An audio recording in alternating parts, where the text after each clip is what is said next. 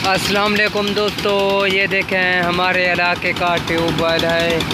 इसको आप देख सकते हैं, ये रोज़ाना जो है सोलर प्लेटों वाले मोटर पर चलता था। आज जो है इसको हीटर पर चलाया जा रहा है। ये देखें पानी जा रहा है, पता नहीं क्या इशू होगा। इन्होंने हीटर पर ही चला दिया है, डीजल पर जो सोलर एनर्जी पर पहले चलता था ट्यूबवेल। ये देख सकते हैं आप, पानी चेक करें, रेस भी ज़्यादा दिया हुआ है उन्होंने। ये देखें मोटर जो है अलहदा रखा हुआ है इन्होंने।